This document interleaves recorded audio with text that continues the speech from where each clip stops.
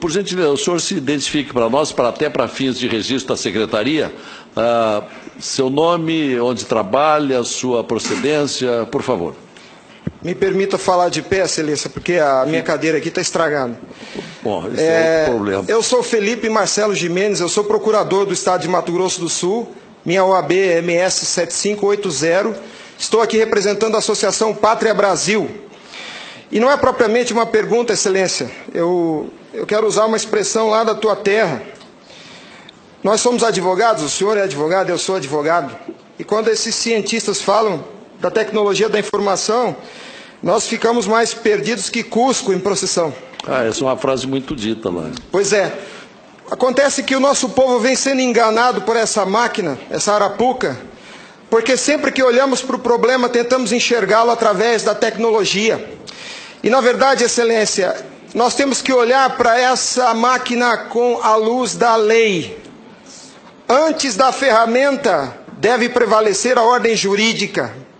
A ferramenta deve servir a ordem jurídica e não o inverso, excelência. Nós estamos vivendo uma inversão, onde a ordem jurídica é posta de joelhos diante da ferramenta. Por falar em colocar de joelhos, a conduta do ministro Gilmar Mendes em protelar por 2 anos o cumprimento dessa lei deu motivo ao impeachment, ao pedido de impeachment. E eu vou mais além. Me parece que, na verdade, a conduta dele configura o crime de prevaricação, porque se omitir na obrigação do ofício é prevaricação. O que está acontecendo aqui, excelência? Um dos pilares da República está sendo quebrado. Nossa democracia e a cidadania desse povo está sendo violada, desrespeitada. No entanto, eu quero lembrar aqui uma frase de Billy Graham, um homem que dedicou 99 anos da vida para o bem do próximo. Ele dizia: a coragem é contagiosa, e o senhor está vendo aqui só alguns dos corajosos que se levantaram. Há uma onda gigantesca sendo levantada nesse país, um tsunami que vem em direção a Brasília. Os cidadãos estão indignados. O Tribunal Superior Eleitoral não pode recusar o cumprimento à lei. Se fosse uma ordem judicial, o senhor, excelência, não teria o direito de cumpri-la parceladamente. É uma lei, não tem vício de forma, nem de iniciativa, nem de conteúdo. Vou ao ponto. Fala-se muito da máquina, eu quero falar do ato jurídico. O senhor, como advogado, entende bem desse assunto. Somente o exercício do voto é secreto para garantir ao cidadão a liberdade de escolha. O ato seguinte, porque o processo eleitoral é feito de etapas, o ato seguinte é um ato administrativo. A contagem de um voto é um ato administrativo e se submete a um requisito de validade sob pena de ser nulo, que é o princípio da publicidade. Qualquer ato administrativo deve ser público. Entenda, excelência, nós queremos auditar o fato jurídico, não é a máquina. Não nos interessa o software nem a máquina, nem antes nem depois. Nós queremos auditar o fato, que por natureza é um evento. O evento se perde. Por isso a necessidade de dar corpo físico ao fato da contagem do voto, para que se conheça, para que se cumpra o princípio da publicidade, porque a publicidade é erga omnes, é para todos os cidadãos, não é só para o eleitor que olha no visor. Essa contagem do voto deve ser feita para que todos os cidadãos tenham a oportunidade de fiscalizá-la. E não é a contagem de milhões de votos, é a contagem de um voto, de cada voto é um ato administrativo, e será nulo se não for público. Há vários princípios constitucionais que vêm sendo quebrados desde que essa arapuca foi inventada lá em 97. A cidadania, a publicidade, a moralidade, a legalidade e a própria república, porque nós cidadãos não temos sido respeitados na nossa escolha. Nossa escolha só será respeitada se ela for retratada no corpo físico da impressão para cumprir o princípio da publicidade. O exercício do voto é secreto, mas a contagem deve ser pública. E qual que é a artimanha da urna? Ela estende o segredo do exercício até a última etapa. E o sagrado BU, eu vou usar uma expressão de alguém, eu não lembro quem é o proprietário dessa frase. A seita do santo baite tem no altar o BU. O BU não prova nada, excelência. Quando o BU é imprimido, já houve a contagem dos votos em segredo. A fraude já aconteceu, porque cada voto contado deve ser público. O BU informa ao senhor, excelência, o total.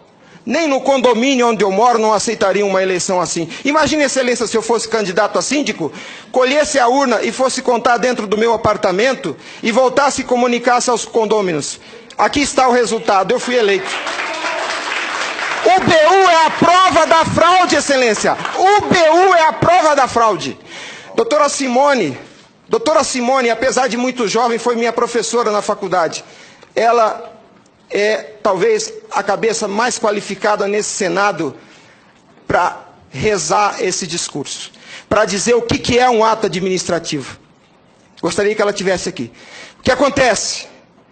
Nós estamos sofrendo uma violação dos princípios republicanos, dos princípios constitucionais e principalmente, Excelência, da cidadania, porque nossa cidadania só existe na medida em que nosso voto seja respeitado, porque ele é o instrumento do exercício da cidadania, porque através deles elegemos os nossos escolhidos. E a nossa eleição, a nossa escolha tem sido apurada em segredo, e o fato se perde. Por isso que os adeptos da seita do Santo Baite dizem que nunca há fraude. Porque quando se procurar o fato dentro da máquina, ele já não está mais lá, ele está no BU. E o BU só tem o total da contagem dos votos, Excelência.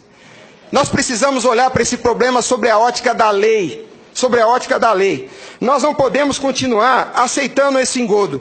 E a lei que os senhores votaram, com uma representação maciça da outorga popular, só os senhores têm legitimidade para representar o povo brasileiro. Só os senhores. Os ministros da Justiça não têm essa legitimidade. Eles estão usurpando dos senhores as suas competências.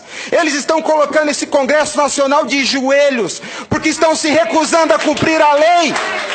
Eles estão, Excelência, eles estão cometendo abuso de autoridade. Abuso. Porque essa lei que os senhores votaram com 71% do Congresso Nacional, a derrubada do veto teve um peso de outorga popular maior do que as emendas à Constituição. 71% do Congresso Nacional disse, em nome do povo, será impresso o voto. E a lei, Excelência, não tem discricionariedade.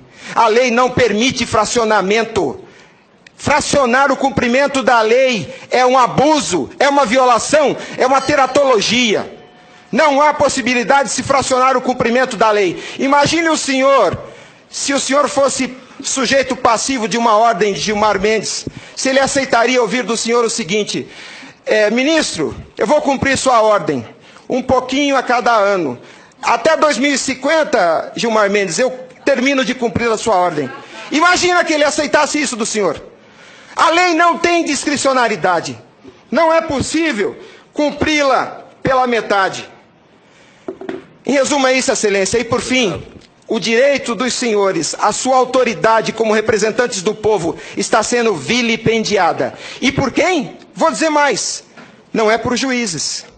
Os ministros, quando sentam na cadeira do Tribunal Superior Eleitoral para administrar esse serviço público, que é a eleição é um serviço público, não é jurisdição, não é um ato jurisdicional. Quando eles lá, sentados em seus gabinetes, estão administrando o processo eleitoral, são administradores sujeitos aos princípios constitucionais, como qualquer agente do executivo. A hibridez da justiça eleitoral tem confundido o povo. Mas a competência se dá, a função se dá em razão do cargo, não do indivíduo. Quando eles estão se desincumbindo do processo eleitoral, estão executando ato administrativo, não são juízes. E vejam o absurdo, Excelência, um administrador público que por acaso usa toga, se arvoca o poder de desrespeitar a lei que os senhores votaram. Nossa república está à beira do abismo. Se os senhores não se colocarem em pé e defenderem a sua legitimidade da outorga e aceitarem esse abuso de autoridade, acabou a república, Excelência. Acabou a cidadania. Então nós somos escravos.